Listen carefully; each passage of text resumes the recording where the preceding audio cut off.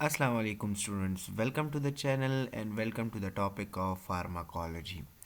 आज जो है ना हम फार्माकोलॉजी को स्टार्ट करेंगे कि फार्माकोलॉजी क्या चीज़ है, ये कौन सा सब्जेक्ट है, इसकी जो है ना इम्पोर्टेंस क्या है और कुछ टर्मिनोलॉजीज़ बेसिक टर्मिनोलॉजीज़ है वो फार्माकोलॉजी में कौन कौन सी है। लेकिन इससे पहले मैं ये बता दूं कि कौन कौन से ऐसे स्टूडेंट हैं जो इस लेक्चर को स्टडी करने वाले हैं या स्टडी कर सकते हैं। तो रिमेंबर वन थिंग, जितनी भी बैचलर के स्टूडेंट हैं ना जो बीएस कर रहे हैं फ्रॉम खैबर मेडिकल यूनिवर्सिटी या from any allied health science universities, तो वो इस लेक्चर को फॉलो अप कर सकता है। इसके अलावा जितने भी डिप्लोमा के स्टूडेंट्स हैं जो 2 ईयर डिप्लोमा करते हैं और उनके जो है ना सेकंड सेमेस्टर में फार्माकोलॉजी सब्जेक्ट होता है, तो वो भी इस लेक्चर को देख सकते हैं क्योंकि ये मैंने दोनों के लिए ही बनाया है।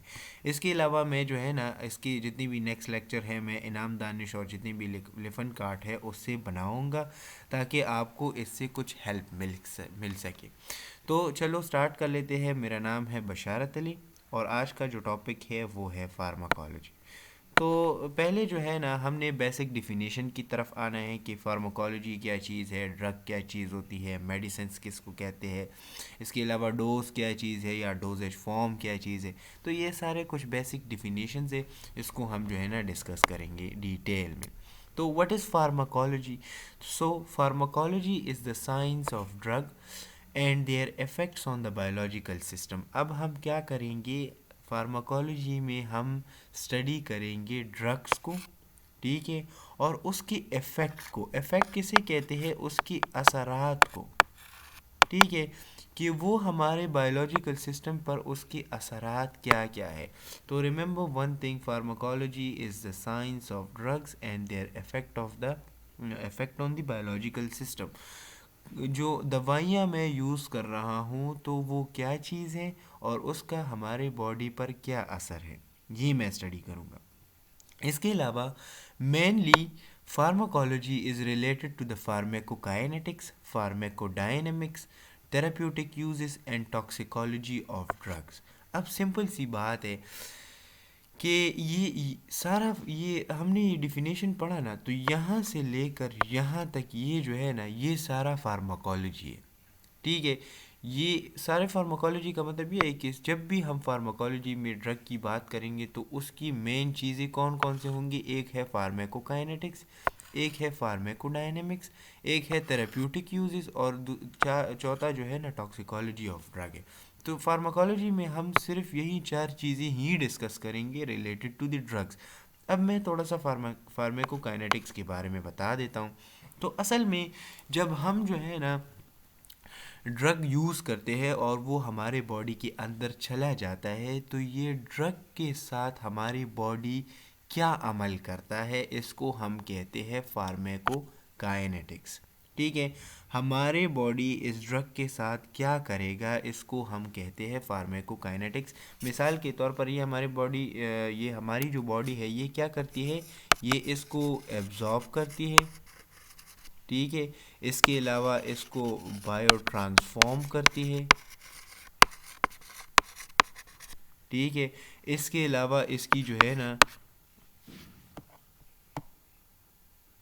इसकी क्या हो जाती है, इसकी डिस्ट्रीब्यूशन हो जाती है।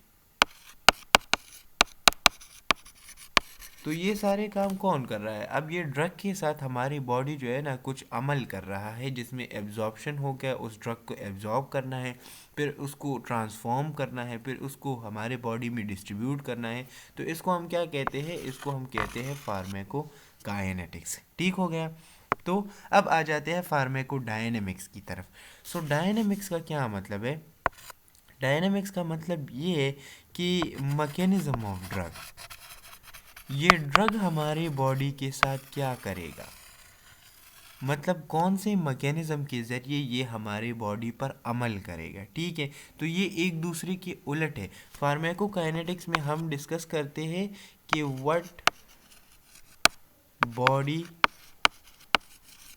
डज टू दी ड्रग, ठीक हो गया ना, कि हमारी बॉडी जो है ना वो ड्रग के साथ क्या करती है। मैं इसको डिटेल में आगे डिस्कस करूँगा। लेकिन जब हम फार्माकोडायनेमिक्स की देख ले। So what drug does to the body. ठीक है ना। अब यहाँ पे हम ड्रग की बात करेंगे कि बॉडी के साथ ये कौन सा अमल करेगा। ठीक हो गया। तो इसको हम कहते हैं फार्माकोकाइनेटिक्स और फार्माकोडायनेमिक्स। अब इसके बाद आ जाते हैं थेरेप्यूटिक यूज़ की तरफ। तो सर थेरेप्यूटिक यूज़ का मतलब ये है कि ये हम कहाँ पे यूज़ कर सकते हैं। थेरेप्यूटिक का मतलब है ट्रीटमेंट करना। ठीक है, किसी बीमारी की ट्रीटमेंट करना। तो हम एक ड्रग की अगर थेरेप्यूटिक यूज़ की बात करें तो हम ये इसका मतलब ये है कि मैं इसको किस तरह से इस्तेमाल कर सकता हूँ और कौन कौन सी बीमारी के लिए कौन कौन से ड्रग्स है। अच्छा, और टॉक्सिकोलॉजी ऑफ ड्रग का क्या मतलब है। टॉक्सिकोलॉजी का मतलब है कि कुछ लेवल्स होते हैं जिस पे हमारा ये जो ड्रग है ये जहरीला बन जाता है हमारे बॉडी के लिए। ये फिर जहरीला होता है, मतलब अगर हम ज़्यादा डोज ले ले तो उसकी वजह से ये ड्रग क्या हो सकता है, ये जहरीला हो सकता है, ये टॉक्सिक हो सकता है। तो हम सारी चीज़ें यहाँ पे डिस्कस करेंगे रिलेटेड टू दी ड्रग। आपसे अगर बेसिक डिफिनीशन के बारे में पूछा जाए तो आपने सिंपली बताना है कि फार्माकोलॉजी में हम क्या करेंगे, ड्रग के रिलेटेड स्टडी करेंगे, जिसमें हम ये स्टडी करेंगे कि फार्माकोकाइनेटिक्स इसकी क्या है, फार्माकोडायनेमिक्स क्या है, थेरेप्यूटिक यूजेस क्या है और टॉक्सिकोलॉजी ऑफ द ड्रग्स क्या क्या चीज़ें हैं। इसके अलावा एक और चीज़ भी है जिसे हम कहते हैं साइड इफ़ेक्ट्स ऑफ ड्रग्स। तो ये याद रख लिया करो कि इस तरह से हम जो है ना फार्माकोलॉजी को डिफ़ाइन करते हैं। अच्छा, अब नेक्स्ट की तरफ आ जाते हैं कि ड्रग है क्या चीज़। What is the difference between drug and medicine. So drug means any substance which exert a physiological effect on the cell, tissue, organ and organism. मतलब ये है कि ड्रग वो सब्सटेंस है जो असर रखता है और असर डालता है। और कौन सा असर डालता है,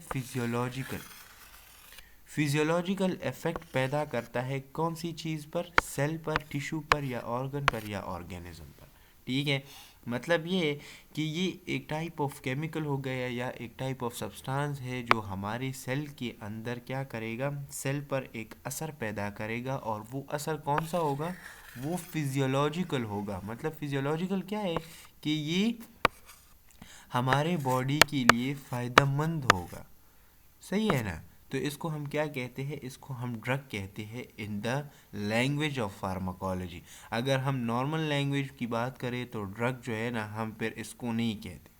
ठीक है, तो इस तरह से हम फार्माकोलॉजी में ड्रग इस तरह से डिफ़ाइन करते हैं कि जो फिजियोलॉजिकल इफेक्ट डाले सेल पर, टिश्यू पर या ऑर्गन पर, तो इसको हम कहते हैं drug. Now what is the difference between drug and medicine. So come to the medicine. Medicine क्या चीज़ है। A medicine is the formulation of a drug into a suitable dosage form intended to prevent, cure और diagnose a disease in a proper dose. मतलब क्या है इसका, यहाँ पे ये देख लो, ये formulation of drug into the suitable dosages. अगर मैं आपको बता दूं कि एक एग्ज़ाम्पल मैं यहाँ पे लिख रहा हूँ, ठीक हो गया है ना।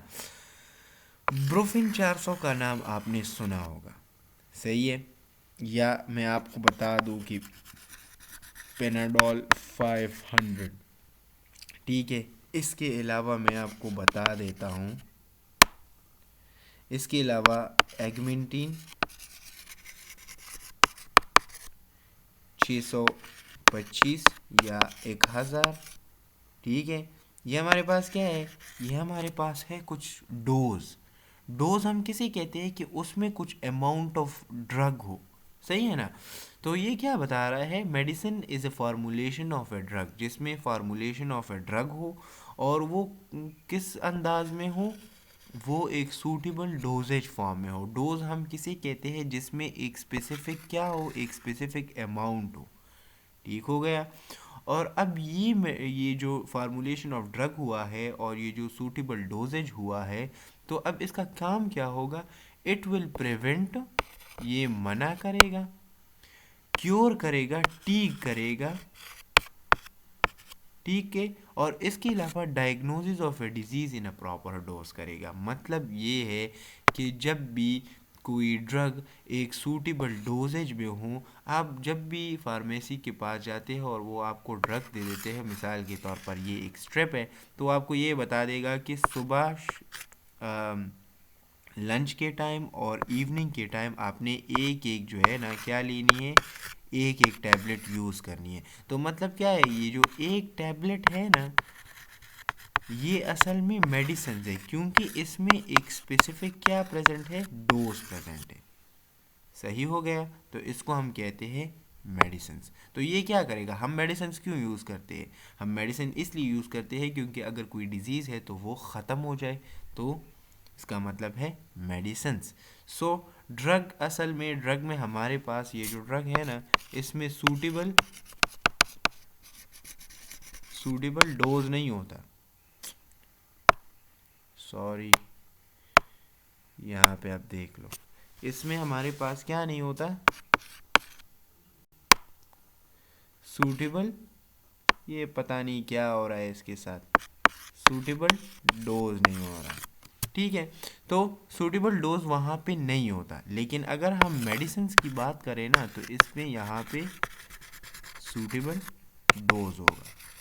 डोज के अलावा अगर हम बात करेंगे तो वो फिर जो है ना क्या होगी, ड्रग होगा। अच्छा, अब जल्दी जल्दी नेक्स्ट फॉर्म की तरफ चलते हैं। Dose means the amount of medicine taken. यहाँ पे ये क्लियर है कि अमाउंट ऑफ मेडिसिन क्या चीज़ है, जितना आपने मेडिसिन लिया हुआ है इसको हम डोज कहते हैं। ठीक है, अब डोजेज फॉर्म किसे कहते हैं, आप जो दवाइयाँ ले रहे हैं उसका फिज़िकल फॉर्म क्या है। फिज़िकल फॉर्म का मतलब ये है कि उसकी शक्ल किस तरह से है।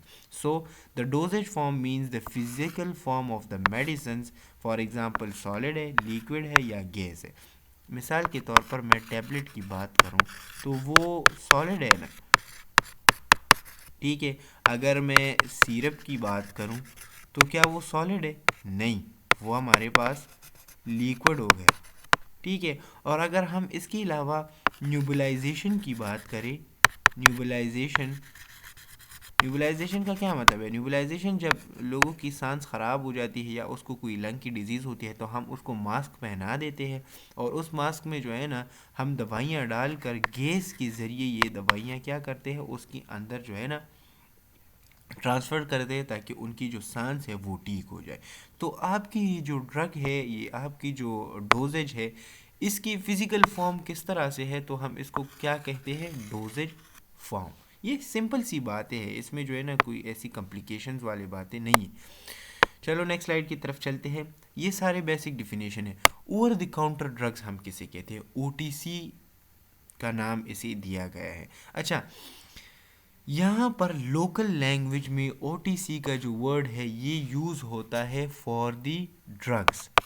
एक हमारे पास ड्रग होते हैं जो मुख्तलिफ फॉर्म में होते हैं, एक को हम कहते हैं ओटीसी, मैं यहाँ जो है ना लोकल की बात कर रहा हूँ, और एक को है हम कहते हैं मल्टी नेशनल ड्रग्स। ठीक है, ये मैंने एक स्टूडेंट से सीखा है। सो मल्टी नेशनल ड्रग्स वो ड्रग्स होते हैं जो ओरिजिनल होते हैं, ठीक है, और उसकी जो है ना क्वालिटी अच्छी होती है। ठीक हो गया। ओटीसी वाले जो ड्रग है ना ये लोकल मेड होते हैं। लोकल मेड का मतलब ये है कि यहाँ की ये जो लोकल इनके कारखाने हैं ये ड्रग वो बना रहे होते हैं, तो ओटीसी लोकल लैंग्वेजेस में हम इसको कहते हैं। लेकिन अगर हम फार्माकोलॉजी की बात करें ना, तो फार्माकोलॉजी में क्या है, over the counter medicines means those medicines for which the physician prescription is not required, for example analgesics and antacids। मतलब ये है कि ओवर द काउंटर ड्रग्स वो वाले ड्रग्स है जिसके लिए फिजिशियन की प्रिस्क्रिप्शन होना ज़रूरी नहीं है। फिजिशियन प्रिस्क्रिप्शन का क्या मतलब है, फिजिशियन प्रिस्क्रिप्शन का मतलब ये है कि आपको पहले जो है ना डॉक्टर बताएगा कि आपने ये ड्रग लेनी है, तो जब आपको डॉक्टर बताए तो ये इसका मतलब क्या है, ये आपको प्रिस्क्राइब हो गए। ठीक है, लेकिन अगर आपकी सर में जो है ना दर्द है, आपको हेडेक है, तो आप क्या डॉक्टर के पास चले जाते हैं, नहीं, आप क्या कर लेते हैं, आप सीधा ही दुकान पे चले जाकर वहाँ से क्या करते हैं, वहाँ से पेनाडॉल जो है ना वो ख़रीद लेते हैं और उसको यूज़ कर लेते हैं। तो यहाँ पे आपको जो है ना फिजिशियन की प्रिस्क्रिप्शन की ज़रूरत नहीं है। तो जहाँ पे जो ड्रग्स आप फिजिशियन की प्रिस्क्रिप्शन के बग़ैर ख़रीदे उसको हम क्या कहते हैं, ओवर द काउंटर ड्रग्स। अब इसकी एग्जांपल्स क्या है, एनाल्जेसिक्स हो गए, एंटासिड्स हो गए, ये उसकी एग्जांपल्स है। ठीक हो गया। अब आ जाते हैं what is analgesics. So analgesics are those medicines which are use for pain. जो ड्रग्स मेडिसिन्स पेन को ख़त्म करने के लिए यूज़ होंगे, इसको हम क्या कहते हैं, एनाल्जेसिक्स कहते हैं। ठीक है। एंटीपायरेटिक्स किसे कहते हैं? Antipyretics means those drug which are use for the fever. Temperature को ख़त्म करने के लिए हम जो ड्रग्स यूज़ करते हैं उसको हम एंटीपायरेटिक्स कहते हैं। अब मैं एंटीपायरेटिक्स और एनाल्जेसिक का एक एग्जांपल ले देता हूँ, पैरासीटामोल। ठीक है। पैरासीटामोल क्या है, ये असल में पेनाडोल है। तो पेनाडोल में ये खुसूसियत मौजूद है कि ये एनाल्जेसिक भी है और एंटी पायरेटिक भी है। क्लियर हो गया। तो इसके अलावा और भी बहुत सारे एग्जाम्पल हैं। अगर हम एस्प्रिन की बात कर लें तो ये भी example of the antipyretic analgesics. अच्छा, चलो फार्माकोडायनेमिक्स की बात कर लेते हैं और फार्माकोकाइनेटिक्स की बात कर लेते हैं। तो ये मैंने ऑलरेडी समझा दिया है, लेकिन मैं आपको यहाँ पे फिर भी समझा दूंगा। फार्माकोडायनेमिक्स किसे कहते हैं? Pharmacodynamics means the mechanism by which the drug exerts its effect. For example, how aspirin work as analgesic. मतलब क्या है कि मैं जो ड्रग ले रहा हूँ, ठीक है, तो वो किस तरह से अपना इफेक्ट एग्जर्ट करता है बॉडी के अंदर। मतलब बॉडी पर ये किस तरह से अपना असर जो है ना पैदा कर रहा है, कौन से तरीके कार पर। ठीक है। मैं इसको इस तरह से अगर सिंपली इसको डिफ़ाइन करें तो मतलब ये है कि जो ड्रग मैं ले लेता हूँ तो वो हमारे बॉडी पर किस तरह से असर करेगा। क्लियर। अब यहाँ पे एग्ज़ाम्पल दिया गया है कि एस्प्रिन जो है ना, मैंने एग्ज़ाम्पल भी दिया, एस्प्रिन असल में डिस्प्रिन है।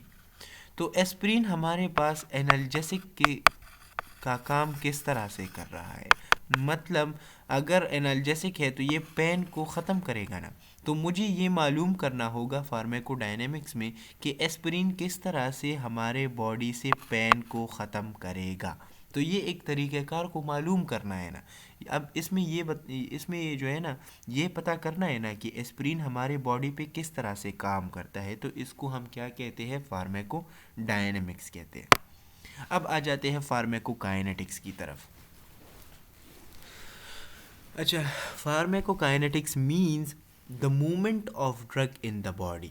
जब आप अपना ड्रग ले लेते हैं तो ये आपकी बॉडी में मूवमेंट कर रहा है। मिसाल के तौर पर मैं क्या कर लेता हूँ, यहाँ मिसाल के तौर पर आपने ड्रग ले लिया थ्रू माउथ। क्लियर। वो इसके बाद कहाँ चला जाता है, वो इसके बाद चला जाता है स्टमक, इसके बाद ये चला जाता है लिवर, और इसके बाद जो है ना ये चला जाएगा ब्लड की तरफ। तो ये मूवमेंट हो रहा है ना, ये मूवमेंट हो रहा है। तो जब भी ये मूवमेंट होगा तो इसके साथ जो है ना कुछ अमल होंगे। अब माउथ क्या इसके साथ करेगा, स्टमक इसके साथ क्या करेगा, लिवर इसके साथ क्या करेगा, और फिर ब्लड जो है ना इसके साथ क्या क्या करेगा। तो इसको हम क्या कहते हैं, pharmacokinetics. So the movement of drugs in the body is known as pharmacokinetics. इसमें कौन कौन से स्टेप्स इन्वॉल्व है? एक है एब्जॉर्प्शन, ड्रग को एब्जॉर्ब करना, जज़ब करना, ये बॉडी का काम है। फिर इसको बॉडी में डिस्ट्रीब्यूट करना, मतलब हर एक जगह तक पहुंचाना जहां इसकी ज़रूरत है।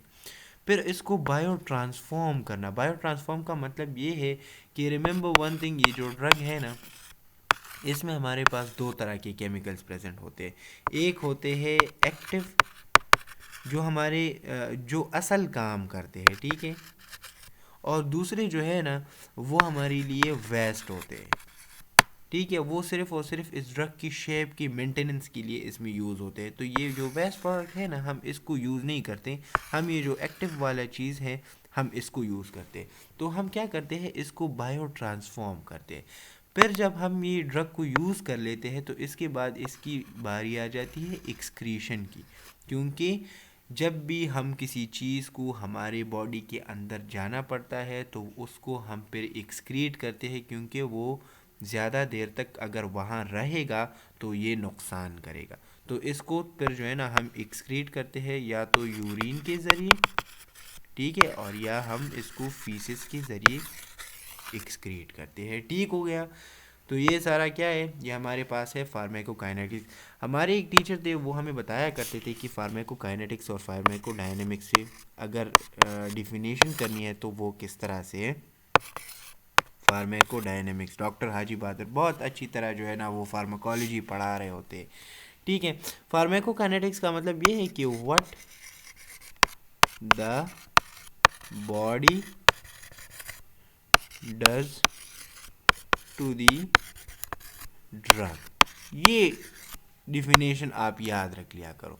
फार्माकोडायनेमिक्स में क्या होता था, फार्माकोडायनेमिक्स में what the drug does to the body, ये अब सिंपल सा डिफिनेशन है। हमारे बॉडी के साथ ड्रग क्या करेगा और हमारी बॉडी फिर इस ड्रग के साथ क्या करती है। तो ये सिंपल सा डिफिनेशन है फार्माकोकाइनेटिक्स और फार्माकोडायनेमिक्स का। अच्छा, अब आ जाते हैं ड्रग सोर्स की तरफ। ये असल में इसका मतलब ये है कि ड्रग सोर्स का मतलब ये है कि हम ड्रग कहाँ कहाँ से ले सकते हैं, हम किस तरह ड्रग को बना सकते हैं, ठीक है। तो remember one thing, drug source means the origin of a drug, natural, semi synthetic, synthetic etcetera. Natural sources of drug are plants, minerals, animals and microbes. Clear हो गया। मतलब हम किस किस चीज़ों से जो है ना ड्रग्स ले सकते हैं। हम या तो नेचुरली इसको जो है ना ले सकते हैं या सेमी सिंथेटिक होते हैं, मतलब हाफ नेचुरल हाफ हम उसको बनाते हैं। फिर इसका इस तरह के ड्रग होते हैं जो बिल्कुल ही सिंथेटिक होते हैं, फिर हम उसको बना रहे होते हैं बिल्कुल फुल फॉर्म में। और हम किससे ले सकते हैं, हम प्लांट्स, मिनरल्स, एनिमल्स और माइक्रोब से ले सकते हैं। माइक्रोब्स का क्या मतलब है, माइक्रो ऑर्गेनिज्म, ठीक है ना। अच्छा, प्लांट से जो है ना हम कौन कौन से ड्रग्स लेते हैं, मॉर्फिन लेते हैं, पिलोकार्पिन लेते हैं, एंडिजॉक्सिन लेते हैं। ये सारे ड्रग्स जो है ना मैं आपको समझाऊंगा कि ये कौन कौन से। फिर जो है ना हम एनिमल से कौन कौन से ड्रग्स लेते हैं, इंसुलिन, ठीक है। अब इंसुलिन और ये वाले जो ड्रग हैं ना ये हम यूज़ करते हैं। आपको अगर आपके घर में या आपकी जो है ना आपने देखा हो तो इंसुलिन क्या करती है, ये हमारे पास ग्लूकोज की रेगुलेशन करती है, ठीक है। इंसुलिन असल में हमारे बॉडी में भी पेनक्रियास जो है ना ये इसको प्रोड्यूस कर रहा था for the utilization of glucose. लेकिन जब आपका पेनक्रियास ख़राब हो ना तो हम फिर बाहर से इंसुलिन को थ्रू इंजेक्शन क्या करते हैं बॉडी के अंदर एडमिनिस्ट्रेट करते हैं, ठीक है। अच्छा, इसके अलावा मिनरल हो गए तो आयरन, एल्युमिनियम, सोडियम क्लोराइड। और अगर हम माइक्रो ऑर्गेनिजम्स की बात करें तो ये एंटीबायोटिक्स है ना, ये हम किसके ज़रिए बना रहे होते हैं, इसका सोर्स क्या है, इसका सोर्स है माइक्रो ऑर्गेनिज्म।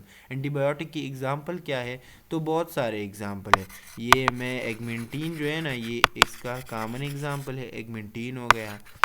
इसके अलावा सिप्रोफ्लॉक्सिसिन, ठीक है। तो ये सारे क्या है, ये एग्जांपल्स ऑफ एंटीबायोटिक्स है। तो चलो इसको हम फिर जो है ना आगे डिस्कस करेंगे, ये सारे ड्रग्स हम डिस्कस करेंगे।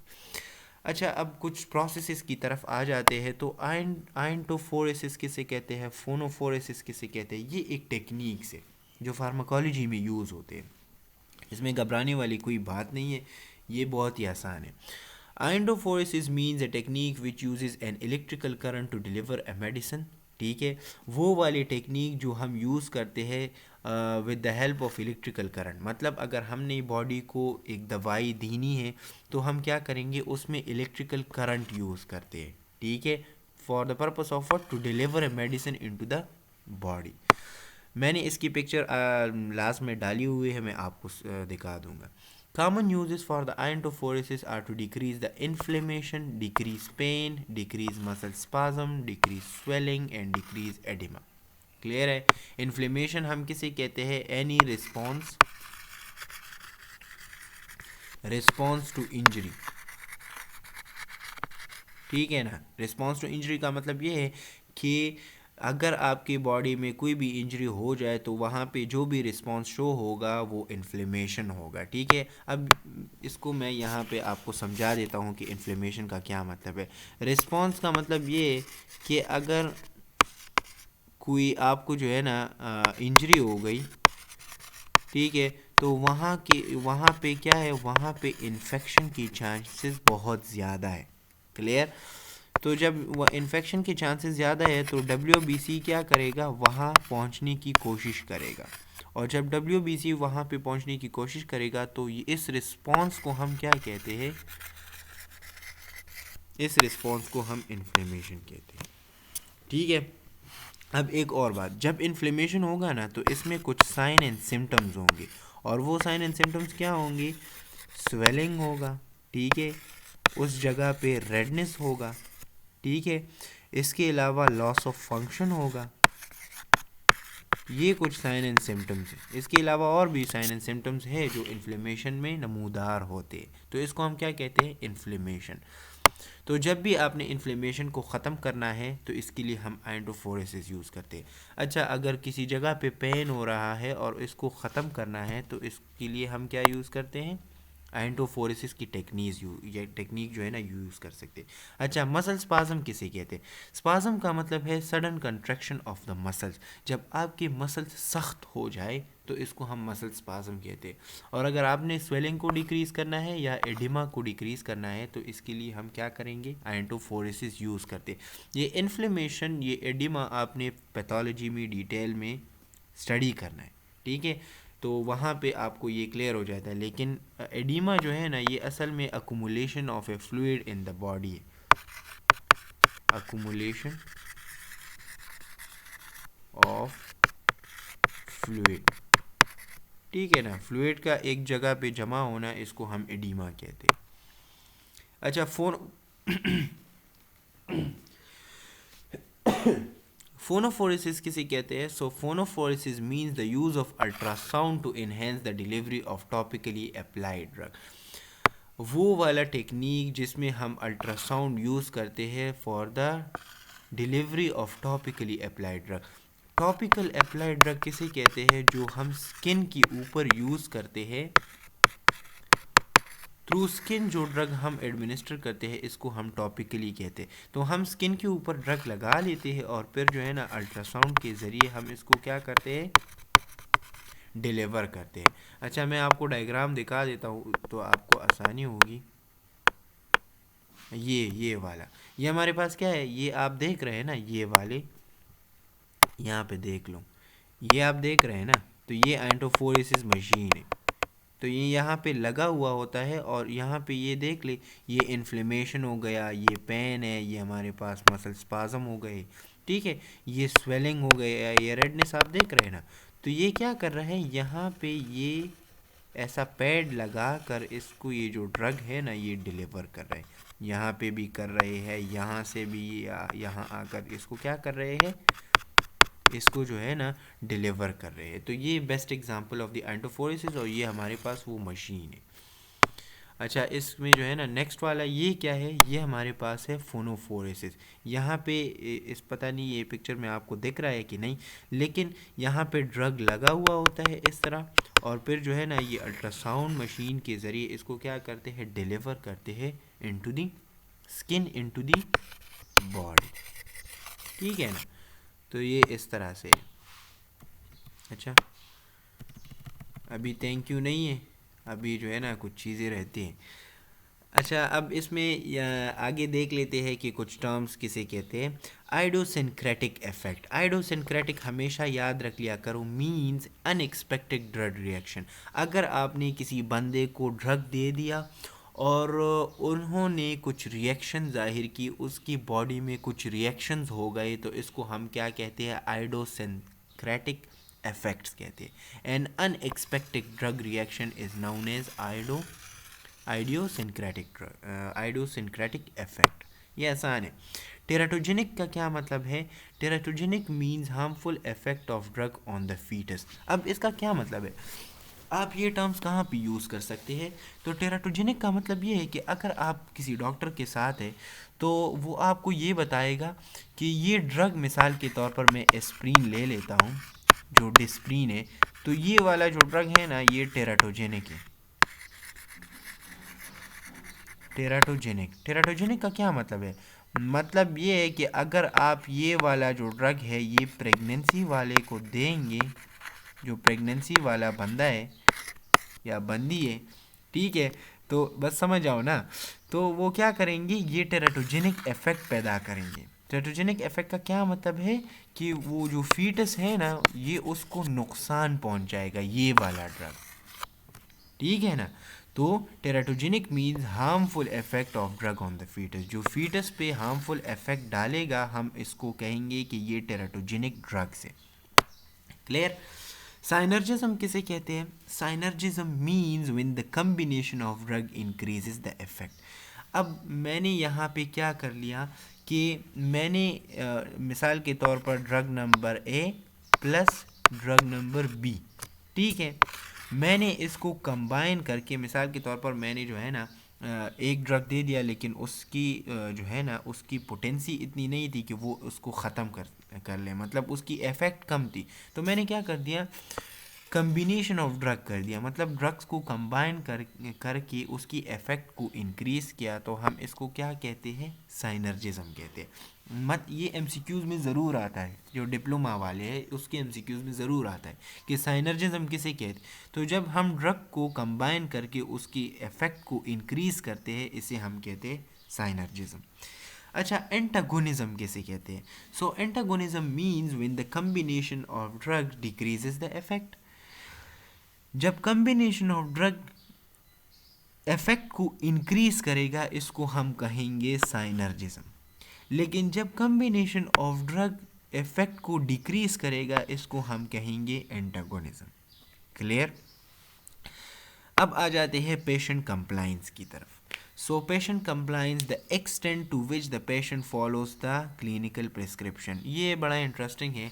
आपने इस तरह की जो है ना पेशेंट देखे होंगे कि जब आप उसको बता दें कि आप ड्रग ले रहे हैं, तो वो आपको बताएगा कि हाँ हाँ मैं तो ड्रग जो है ना टाइमली ले रहा हूँ, लेकिन वो क्या करते हैं, वो ड्रग को अपने जो है ना बॉडी के अंदर एडमिनिस्टर नहीं करते। अगर आप किसी बंदे को टैबलेट्स दे दें, तो वो क्या करता है, वो आपको बताएगा कि हाँ मैंने तो ड्रग्स लिए हैं, मैंने अपनी मेडिसिन यूज़ की है, लेकिन वाकई में उन्होंने वो मेडिसिन यूज़ नहीं किए होते। तो इसको हम पेशेंट कंप्लाइंस कहते हैं कि कौन से एक्सटेंट तक, कौन से हद तक आपके साथ आपका जो पेशेंट है वो आपकी क्लिनिकल प्रिस्क्रिप्शन को फॉलो करता है, ठीक है। तो इसको हम क्या कहते हैं, क्लिनिकल प्रिस्क्रिप्शन को जो है ना फॉलो करना। तो आपने ये पता लगाना है कि आपका जो पेशेंट है वो आपके साथ कंप्लाइंस कर रहा है या नहीं, आपने जो दवाइयाँ लिखी हुई हैं वो ले रहा है कि नहीं। मिसाल के तौर पर आप एक बंदे को ये बता दें कि आपने, मिसाल के तौर पर आपके सर में दर्द है और आप पेनाडोल लेंगी 3 टाइम्स ए डे, और जब वो एक हफ़्ता गुजर गया और वो वापस आपके पास आ गया और वो आपको बता रहा है कि मैंने तो पेनाडोल ली हुई है, लेकिन सच में उन्होंने पेनाडोल नहीं ली हुई, और वो आपको बताएगा कि ये पेनाडोल मेरे ऊपर असर नहीं करता, तो क्या आप उससे ज़रूर पूछेंगे ना कि आपने ये वो ड्रग लिए हैं? तो वो बताएगा कि हाँ हाँ मैंने तो ड्रग यूज़ किए हैं, लेकिन उन्होंने वो ड्रग यूज़ नहीं किए होते। तो यहाँ पे ये पेशेंट कंप्लाइंस जो है ना, जहन में याद रख लिया करो। अच्छा, नेक्स्ट की तरफ चले जाते हैं। फार्माकोपिया किसे कहते हैं? So pharmacopoeia is an official publication containing a list of medicinal drug with their effect and direction for their use, like BP British pharmacopoeia, USP United states pharmacopoeia. मतलब ये है कि बहुत सारे जो है ना फार्माकोपियाज है जो क्या करते हैं, पब्लिकेशन करते हैं, और उसमें मेडिसिनल ड्रग की क्या होती है, इफ़ेक्ट्स होती है और उसकी डायरेक्शन होती है। ये असल में कुछ कंपनियाज हैं, अगर आप देख लिए ब्रिटिश फार्माकोपिया हो गया, और इसके अलावा ये यूनाइटेड स्टेट फार्माकोपिया है, इसके अलावा इंडियन फार्माकोपिया है, सही है, ये यूएसपी हो गया, ये ब्रिटिश फार्माकोपिया, ये हमारे पास यहाँ पे जापानीज़ भी है, अभी मुझे नज़र नहीं आ रहा है ये वाला, ये जापानीज़ फार्माकोपिया है। तो ये क्या करती है, ये आपको पब्लिकेशंस देती है, ठीक है, और आपको बताती है कि आपने ये ड्रग्स इस तरह से और इस बीमारी के लिए यूज़ करना है। अच्छा, active ingredients, efficacy, potency and bio availability. Active ingredients का क्या मतलब है? एक मिनट।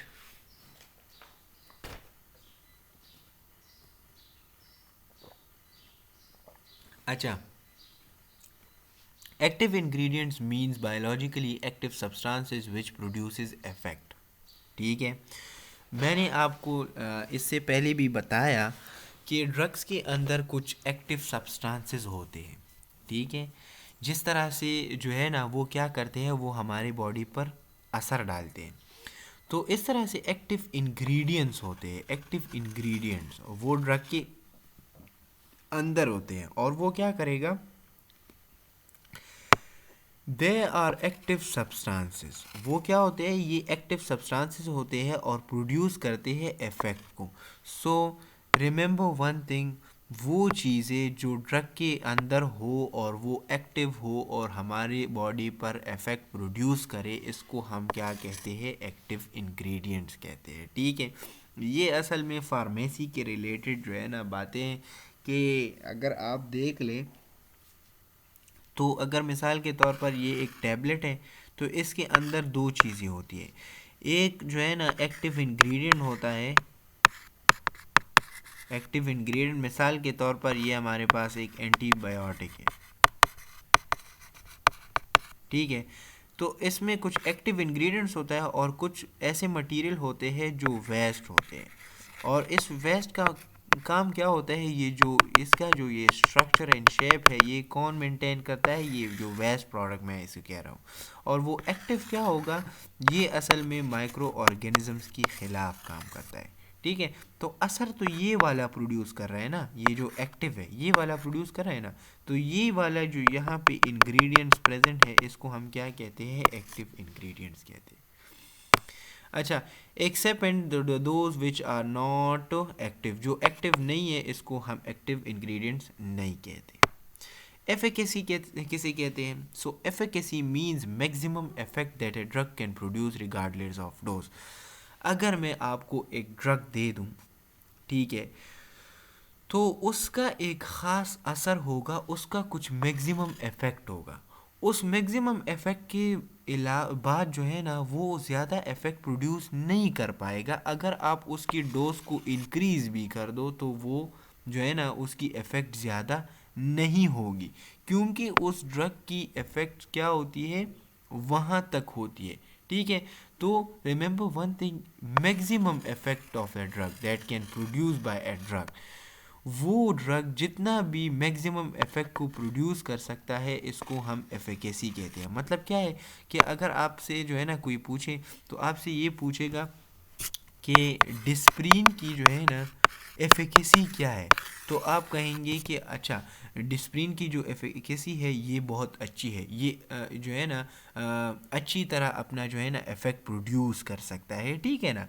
तो इसको हम क्या कहते हैं, आप जो है ना आपसे ये पूछा जा सकता है कि डिस्प्रिन की जो है ना एफिकेसी क्या है, तो आप बताएंगे कि इसकी एफिकेसी इस तरह है कि ये इस डोज पे मैक्सिमम इफेक्ट प्रोड्यूस करता है। मिसाल के तौर पर मैं ये बता दूं कि यहाँ पे मैं ब्रोफिन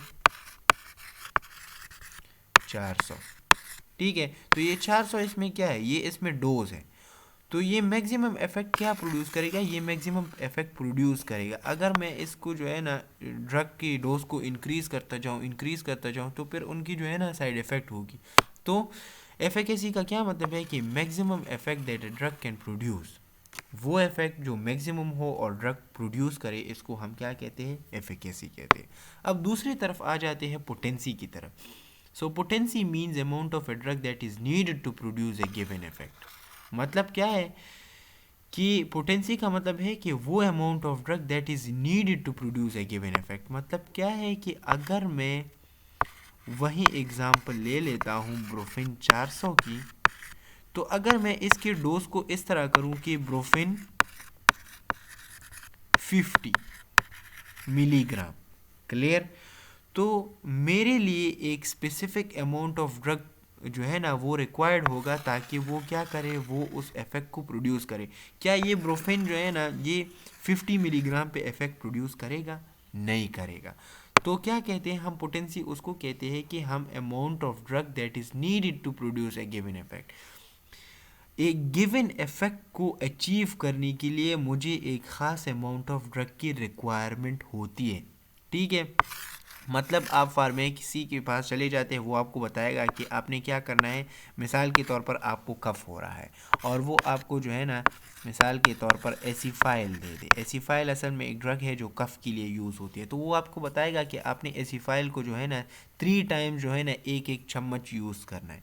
क्लियर है? तो ये एक चम्मच क्यों ये आपको बता रहे हैं, क्योंकि वो एक स्पेसिफिक अमाउंट है उस ड्रग की, और वो आपको बताएगा कि आपने 3 टाइम जो है ना वो यूज़ करना है। अगर आप ये 3 टाइम्स यूज़ नहीं करेंगे तो ये ड्रग वो इफेक्ट प्रोड्यूस नहीं कर पाएगा।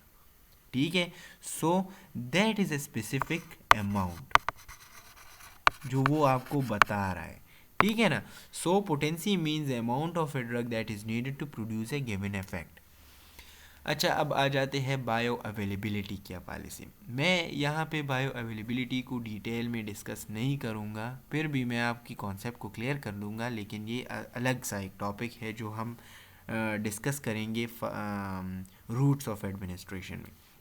लेकिन फिर भी मैं आपको बता देता हूँ, bioavailability is a degree of which the proportion of a drug that is available to the site of action or target tissue to produce the desire effect. अब बायो अवेलेबिलिटी क्या चीज़ है, यहाँ पे आप देख, मिसाल के तौर पर आपने जो है ना, पहले मैं आपको मिसाल के तौर पर आपने माउथ के ज़रिए, मुंह के ज़रिए एक दवाई ले ली। क्लियर हो गया? ये इसके बाद कहाँ चला जाएगा, ये इसके बाद स्टमक चला जाएगा और फिर उसके बाद जो है ना लिवर में डायरेक्टली इसकी बात कर लेता हूँ। तो यहाँ पे इस पे क्या होगा, यहाँ पे कुछ इफ़ेक्ट्स प्रोड्यूस होंगे। ठीक है, और उस इफ़ेक्ट को हम क्या कहते हैं, फर्स्ट पॉज इफेक्ट। ठीक है, इस फर्स्ट पास इफेक्ट में इससे कुछ पार्ट ऑफ ड्रग जो है ना वो क्या हो जाता है, वो अलग हो जाता है। क्लियर? माउथ के ज़रिए आपने ड्रग लिया, वो स्टमक चला गया, उसके बाद वो लिवर चला जाएगा, उसमें यहाँ पे एक इफ़ेक्ट प्रोड्यूस होगा जिसको हम फर्स्ट पास इफ़ेक्ट कहते हैं। और उस फर्स्ट पास इफ़ेक्ट में अगर ये वाला जो मेडिसिन है ये 100% है मिसाल के तौर पर, तो ये यहाँ से इससे जो है ना कुछ पार्ट अलग हो गया और 75% ड्रग रह गई है। ठीक है, और ये 75% ड्रग जो है ना ये ब्लड को अवेलेबल हो गई। तो यहाँ पे बायो अवेलेबिलिटी क्या है, 75%। क्लियर हो गया? बायो अवेलेबल, कितना ड्रग जो है ना वो ब्लड को क्या होता है, वो अवेलेबल होता है थ्रू ऑल दीज प्रोसेसेस, तो इसको हम क्या कहते हैं, बायो अवेलेबिलिटी। अब बायो अवेलेबिलिटी जो है ना वो अलग अलग होती है।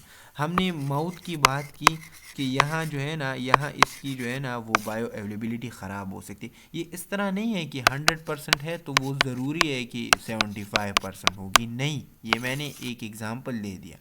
इससे भी कम हो सकती है, इससे ज़्यादा भी हो सकती है। लेकिन अगर आपने एक ड्रग जो है ना वो आईवी प्रोड्यूस की, ठीक है, आईवी आपने एडमिनिस्टर की, आईवी का मतलब ये है कि आपने डायरेक्टली आपने उसकी वैन में लगा दी इंजेक्शन के ज़रिए, तो क्या उसकी बायो अवेलेबिलिटी कम होगी? नहीं, उसकी बायो अवेलेबिलिटी 100% होगी, क्योंकि जो ड्रग आप माउथ के ज़रिए लेते हैं वो लिवर की तरफ जाते हैं और वहाँ उस पर इफ़ेक्ट होता है जिसको हम फर्स्ट पॉज इफेक्ट कहते हैं। ठीक है, ये मैं माउथ की बात कर रहा हूँ। और जो आप आईवी ड्रग्स लेंगे ना तो वहाँ पे क्या होगा, वो आप डायरेक्टली ब्लड को दे रहे हैं ना, तो यहाँ पे लिवर का जो प्रोसेस है वो क्या होगा, वो स्किप होगा। Clear?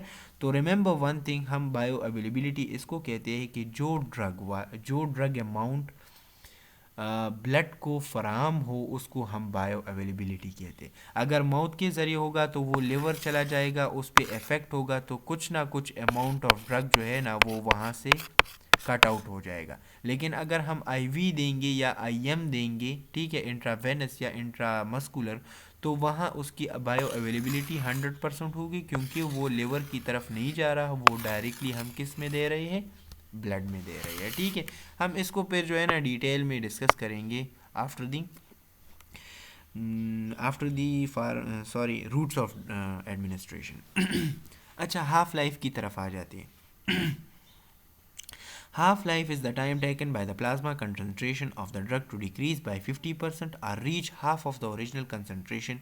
Initially, if a drug has plasma concentration of 100 mg per ml, after passing 2 hours it reduced to 50 mg per ml, then the half life would be, ये आसान है, इसको थोड़ा सा आप जो है ना स्टडी करें।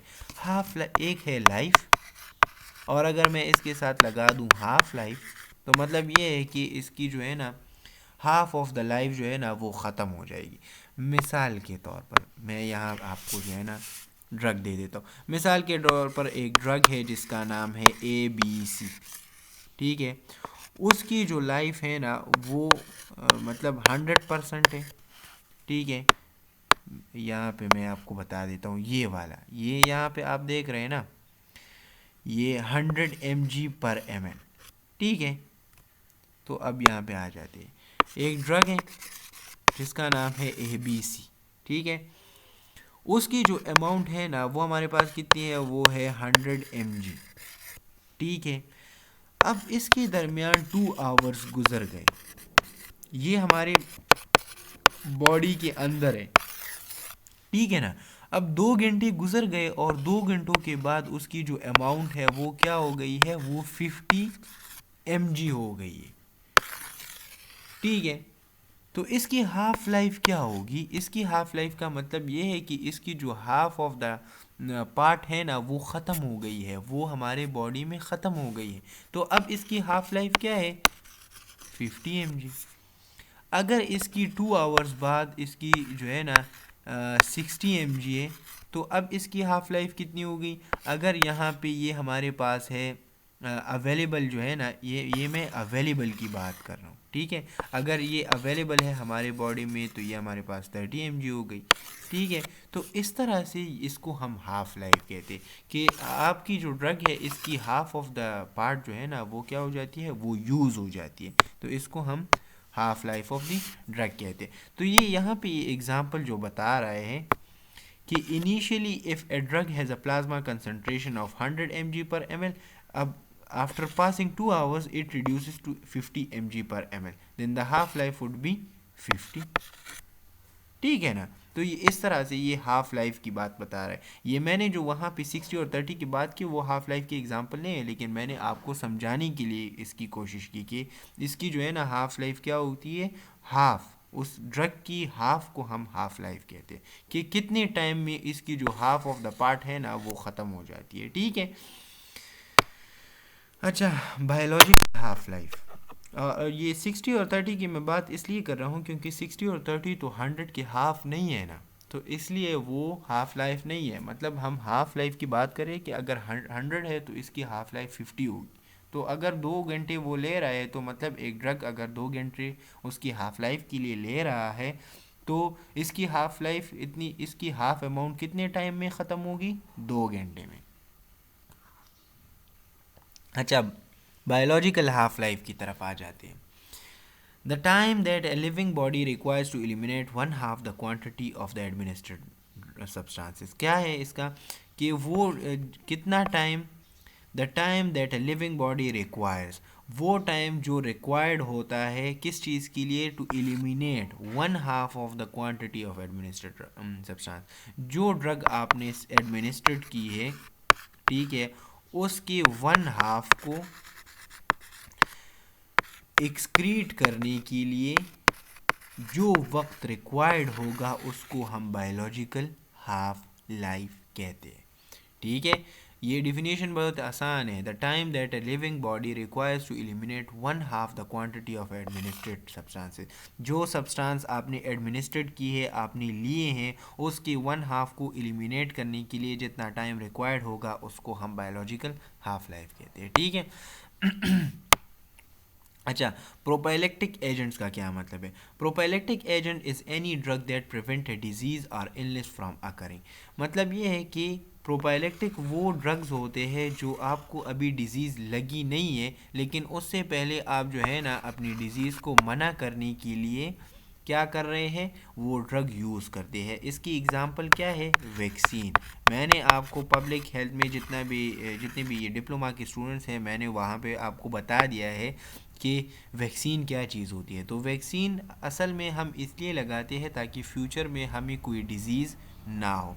सो प्रोपाइलेक्टिक एजेंट भी उसको कहते हैं। अच्छा, यहाँ पे अगर आप देख रहे हैं ना, तो कुछ चीज़ें डिप्लोमा वालों के लिए मतलब जो है ना वो क्या है, वो ज़्यादा डिटेल में। तो आपने क्या करना है, आपने सिर्फ अपने कॉन्सेप्ट को क्लियर करना है, इतनी डिटेल में नहीं जाना। लेकिन जितने भी बीएस वाले हैं उसके लिए ये डिटेल ज़रूरी है। चलो नेक्स्ट स्लाइड की तरफ चलते हैं। थेरेप्यूटिक इफ़ेक्ट किसे कहते हैं? अब ये आसान हो गया। थेरेप्यूटिक इफ़ेक्ट, थेरेप्यूटिक का मतलब आपको अब पता होगा कि वो वाले इफ़ेक्ट जो ट्रीट करे। थेरेप्यूटिक का मतलब है ट्रीटमेंट, ठीक है। So a drug is given to produce a desire. अच्छा, a drug is given to produce a desired effect on the body, either to treat a disease or to relieve a symptom.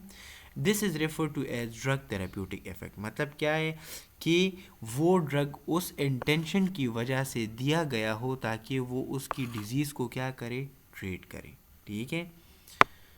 मतलब क्या है कि therapeutic effect का मतलब ये है कि वो ड्रग क्या करेगा, प्रोड्यूस करेगा एक डिज़ायर इफ़ेक्ट को। डिज़ायर इफ़ेक्ट क्या है? मिसाल के तौर पर आपके, ये पता नहीं इस साइड पे क्या हो रहा है, आपकी बॉडी में पेन हो रहा है, तो आप जब ड्रग को लेंगे तो आपका डिज़ायर इफ़ेक्ट क्या होगा? आप कहेंगे कि ये जो पेन है ना ये ख़त्म हो जाए। तो ये इसको ख़त्म करने के लिए जो ड्रग इफ़ेक्ट प्रोड्यूस करेगा इसको हम थेरेप्यूटिक इफ़ेक्ट कहते हैं, सही है। अच्छा, साइड इफ़ेक्ट क्या की चीज़ होती है? So side effect is unintended response to a drug. मतलब एक अनइंटेंडेड, एक अनवांटेड, जो हम चाह नहीं रहे हैं लेकिन फिर भी अपना वो ड्रग है वो क्या कर रहा है, वो एक इफ़ेक्ट प्रोड्यूस कर रहा है, ठीक है। तो इसको हम क्या कहते हैं? साइड इफ़ेक्ट कहते हैं। अच्छा, टॉलरेंस किसे कहते हैं? टॉलरेंस ये इम्पॉर्टेंट है कुछ लोगों के लिए। ये मैं अपनी जो है ना जितने भी स्टूडेंट्स हैं, मैं उसको, ये एक स्टूडेंट है वो इस तरह से ड्रग को जो है ना पता नहीं खुराक की तरह यूज़ करता है, तो मैं उसके लिए ये बता रहा हूँ।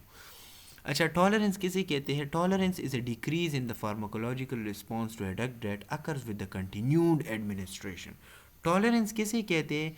कि जब आप एक ड्रग को बहुत ही ज़्यादा यूज़ करें और उसकी वजह से उसकी आपकी जो बॉडी है वो रिस्पॉन्स देना कम करे, तो इसको हम टॉलरेंस कहते हैं। अब रिमेंबर वन थिंग, टॉलरेंस का मतलब है बर्दाश्त करना। लेकिन फार्माकोलॉजी में क्या है कि जब डिक्रीज़ हो जाए जो फार्माकोलॉजिकल रिस्पॉन्स है, मिसाल के तौर पर आप ड्रग ले रहे हैं और फिर क्या होगा, एक वक्त आ जाएगा जब आप उस ड्रग के साथ आदी हो जाती है, आपकी एडॉप्टेशन हो जाती है। तो फिर जब आप वो ड्रग लेंगे तो वो क्या करेगा, वो इफ़ेक्ट प्रोड्यूस नहीं होगा। मिसाल के तौर पर आप सर दर्द के लिए क्या कर रहे हैं, सर दर्द के लिए दवाइयाँ यूज़ कर रहे हैं और कंटिन्यूसली यूज़ कर रहे हैं, तो एक वक्त आएगा कि जो दवाइयाँ आप यूज़ कर रहे थे वो इफ़ेक्ट नहीं प्रोड्यूस कर पाएंगे। फिर आपने क्या करना होगा, या तो आप डोज जो है ना इंक्रीज़ करेंगे या आप मेडिसिन्स को चेंज करेंगे, लेकिन ये ख़तरनाक है, ठीक है ना। तो ये ख़तरनाक है, कंटिन्यूड एडमिनिस्ट्रेशन किसी चीज़ की नहीं होनी चाहिए। अच्छा हाँ, अगर आपकी जो है ना, मिसाल के तौर पर आपकी थकावट की वजह से सर दर्द है तो आप आराम कर ले, ठीक है। अगर इसके अलावा मतलब कोई और चीज़ है जो दवाई के बग़ैर ठीक हो सकती है तो उसके लिए दवाई की ज़रूरत नहीं है, ठीक है ना। लेकिन ये बात भी नहीं है कि आप जो है ना आपकी ज़िंदगी को ख़तरा है लेकिन आप कह रहे हैं कि नहीं नहीं नहीं, फिर तो टॉलरेंस हो जाएगी और मुझे ड्रग नहीं यूज़ करना, तो इस तरह भी नहीं है। अगर आपको ज़रूरत है तो फिर आपको लेनी चाहिए, लेकिन इतनी तादाद में लें कि फिर आपको टॉलरेंस ना हो। अच्छा, थेरेप्यूटिक इंडेक्स, इंडेक्स का क्या मतलब है? इंडेक्स अभी कुछ जो है ना कुछ वैल्यूज़ होंगे। So it is the range of dosages at which the medication is effective without serious adverse effect. क्या मतलब है, ये 250 और 500 ये एग्जांपल है। मतलब क्या है कि जो थेरेप्यूटिक इंडेक्स है ना, ये असल में रेंज है। रेंज किस चीज़ की, कि ये फार्माकोपिया वाले ये बता रहे हैं कि आपने क्या करना है, ये ड्रग जो है ना इतने डोज में बनानी है ताकि ये एडवर्स इफेक्ट भी प्रोड्यूस ना करे और अपना जो काम है, जो इफेक्ट है वो भी करे। ठीक है ना। मैंने जिस तरह से वो ब्रोफिन की एग्जांपल दी, मिसाल के तौर पर आप ब्रोफिन ले रहे हैं तो ब्रोफिन 400, ठीक है। तो अगर मैं इसको इंक्रीज़ करूँगा तो इसमें जो है ना साइड इफ़ेक्ट आ जाएंगे, ठीक है। और अगर मैं इसको डिक्रीज़ करूँगा तो इस जो मैं इफ़ेक्ट चाह रहा हूँ ताकि ये हमारे पेन को ख़त्म कर ले, वो फिर इफ़ेक्ट प्रोड्यूस नहीं होगा। तो ये एक स्पेसिफिक रेंज ऑफ डोज है in which the medication is effective without serious adverse effect, जिसमें सीरियस एडवर्स इफेक्ट भी पैदा ना हो और आपका जो काम है वो भी मुकम्मल हो जाए। अच्छा, नैरो थेरेप्यूटिक इंडेक्स ड्रग्स किसे कहते हैं? So narrow therapeutic index drugs are agents for which small changes in dose or concentration in blood can lead to a significant change in response. Narrow का मतलब ये है कि स्मॉल, ठीक है। Therapeutic index drugs are agent for which small changes, अगर आप इसकी डोज में स्मॉल चेंज करेंगे तो ये आपकी बॉडी पे बहुत ज़्यादा इफ़ेक्ट डाल सकता है। मिसाल के तौर पर आप ये है ना, मिसाल के तौर पर ये 0.5 से लेकर 1 तक ये डिजॉक्सिन जो है ना, इसकी नॉर्मल क्या है, इसकी जो नॉर्मल वैल्यू है अगर आपने डोज देनी है तो वो कितनी है, यहाँ तक। लेकिन ये अगर आप 2 mg/ml भी करेंगे तो ये क्या हो जाएगा, ये टॉक्सिक हो जाएगा। मतलब आपने सिर्फ और सिर्फ 1 पॉइंट जो है ना वो इंक्रीज़ किया है, ठीक है। तो ये क्या कर सकता है, ये आपकी सिग्निफिकेंट चेंजेस आपके बॉडी में ला सकता है और ये टॉक्सिक बन सकता है, ये जहरीला बन सकता है। तो मतलब ये है कि वो वाली दवाइयाँ जिसमें आपने थेरेप्यूटिक इंडेक्स का ख्याल रखना है, उसकी डोज का ख्याल रखना है, कि अगर आपको जो है ना अस्पताल में कोई जो है ना आपको कहे कि आपने डिजॉक्सिन देना है तो उसकी डोज को ज़रूर देखना है, क्योंकि अगर आप उसकी डोज में सिर्फ और सिर्फ पॉइंट का भी चेंज करेंगे तो वो मरीज़ के लिए टॉक्सिक बन सकता है। तो इसको हम नैरो थेरेप्यूटिक इंडेक्स कहते हैं। अच्छा चलो नेक्स्ट स्लाइड की तरफ चलते हैं। अब बस ख़त्म हो गया, बस ख़त्म, ठीक है। ड्रग नोमिनिक्लेचर, ये लास्ट वाला स्लाइड है। ड्रग नोमिनिक्लेचर, नोमिनिक्लेचर का क्या मतलब है, सिस्टमिक नेमिंग ऑफ ड्रग। आप किस तरह एक ड्रग को जो है ना पहचानेंगे, मैं आज आपको असाइनमेंट दूंगा। Drug nomenclature is the system naming of drug, drugs को नेम देना, इसको हम ड्रग नोमिनिक्लेचर कहते हैं, ठीक है। Drugs have a chemical name, a generic name and a brand name, ये आपने याद रखना है। एक होता है केमिकल नेम, एक होता है जेनेरिक नेम और तीसरा जो है ना ये हमारे पास ब्रांड नेम है, ठीक है। केमिकल नेम का मतलब तो ये है कि जिस केमिकल से वो बना है। जेनेरिक नेम का मतलब ये है कि वो ये नेम है जो दुनिया में हर जगह पे यूज़ होगा, ये चेंज नहीं होगा। आगे मैं एग्जांपल्स दे रहा हूँ, ठीक है। और ब्रांड नेम का मतलब ये है कि ये कंपनीज पे डिपेंड करता है, ठीक है ना। तो ये कंपनीज पे डिपेंड करता है जो इसको बनाने वाले हैं, तो वो इसकी जो है ना नेम को जो है ना क्या कर रहे हैं, चेंज कर सकते हैं। तो ड्रग्स की 3 नाम होते हैं।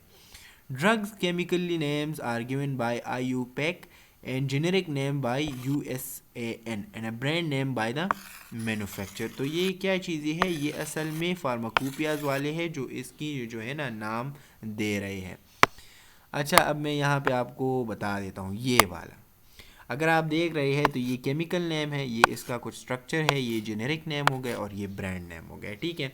तो अगर हम यहाँ पे देख लें, ये वाला एसिटाइल सिलिसाइक्लिक एसिड, ठीक है, एसिटाइल सिलिसाइक्लिक एसिड इसका केमिकल नेम है। जेनेरिक नेम इसका क्या है, एस्प्रीन है, और ब्रांड नेम इसका क्या है, डिस्प्रीन हो गया, ठीक है। तो ये इस तरह से क्या है, केमिकल नेम्स है, जेनेरिक नेम्स है, ब्रांड नेम है। आपने क्या करना है, आपने अगर याद करना है तो आपने जेनेरिक नेम्स पे ज़्यादा फोकस करें। अगर आपको जेनेरिक नेम पता होगा तो आप सारे ड्रग्स को पहचानेंगे। लेकिन डिस्प्रिन जो है ना, सिर्फ अगर आप डिस्प्रिन को देखेंगे तो आपको डिस्प्रिन का पता चलेगा, लेकिन अगर इसके फार्मूले का पता ना हो ना, ये जो जेनेरिक नेम है, हम इसको नॉर्मल वर्ड्स में क्या कहते हैं, फार्मूला कहते हैं, ठीक है। तो अगर आपको ये फार्मूला पता है तो आपको जो है ना ब्रांड नेम की कोई ज़रूरत ही नहीं है, ठीक है। इस तरह से अगर आप मेफेनेमिक एसिड देख ले तो इसका जो ब्रांड नेम है वो पॉन्स्टान है। अगर मैं पैरासीटामोल की बात करूं तो इसका जो ब्रांड नेम है वो क्या है, पेनाडॉल है। सही हो गया। यहाँ पे आप देख लो, ये आपने क्या करना है, आपने जो है ना, आप जितनी भी घर में आपके पास दवाइयाँ हैं आपने क्या करनी है, उसको निकालने हैं और यहाँ पे देखना है ये वाला, ये देख रहे हो ना। सो यहाँ पे क्या लिखा है, पेनाडॉल, लेकिन यहाँ पे ब्रैकेट में लिखा है पैरासीटामोल। ये ज़रूर होगा हर किसी ड्रग के साथ। अगर यहाँ पे देख लीजिए डिस्प्रिन हो गया तो ये यहाँ पे क्या लिखा है, एस्प्रिन लिखा है। तो ये सारे क्या है, ये जेनेरिक नेम है। अब यहाँ पे देख लो, ये हमारे पास है ना पोन्स्टॉन, ठीक है, और इसमें यहाँ पे क्या लिखा है, मेफेनेमिक एसिड। तो मेफेनेमिक एसिड इसका जेनेरिक नेम और ये पोन्स्टॉन ये हमारे पास ब्रांड नेम। और ये हमारे पास क्या है, अच्छा ये भी एक अच्छी बात हो गई, ये हमारे पास है थेरेप्यूटिक डोज, ठीक है ना, थेरेप्यूटिक इफेक्ट जिसे हम कहते हैं, ठीक है ना। तो ये हमारे पास 250 इस पे लिखा हुआ है कि जो एक गोली है इसके अंदर, जो एक टैबलेट है इसके अंदर वो कितनी है, वो हमारे पास है 250। अच्छा, इसके ऊपर और भी कुछ लिखा हुआ है, इसके ऊपर लिखा है analgesic and anti inflammatory with anti pyretic properties. क्या है कि ये एनाल्जेसिक भी है, मतलब पेन को भी ख़त्म करता है, एंटी इन्फ्लेमेटरी भी है, इन्फ्लेमेशन को भी ख़त्म करता है, और एंटी पायरेटिक भी है। सही है ना। तो ये कुछ हो गया पोन्स्टान से रिलेटेड। अच्छा चलो नेक्स्ट स्लाइड की तरफ चलते हैं। ये आइंटोफोरेसिस की बात हो गई, ये हमारे पास फोनोफोरेसिस हो गया, और यहाँ पे टॉपिक ख़त्म हो गए, ठीक है। अब आपने करना क्या है, मैं आपको एक असाइनमेंट दे रहा हूँ। आपने करना क्या है कि जितने भी आपके घर में ड्रग्स हैं ना,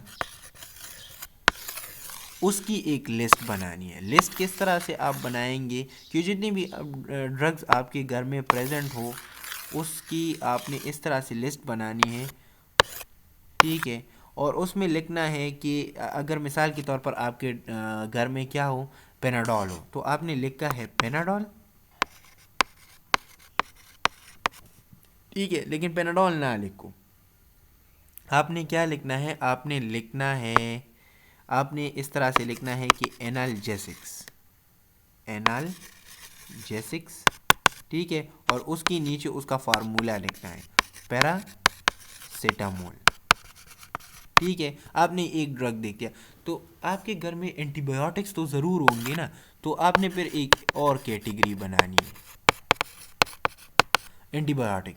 फिर यहाँ पे मिसाल के तौर पर आपके घर में सिप्रोफ्लॉक्सिसिन प्रेजेंट हो या और कोई ड्रग्स हो, तो उसकी नाम यहाँ पे लिखने हैं। और ये वाला जो आपका पेज है ना, ये हमेशा अपने साथ रखना है आपको। ये जितने भी आपके सामने ड्रग्स आएंगे आप उसको देख लो, आप उसकी जो है ना जान लो कि ये कौन कौन से ड्रग है, ठीक है।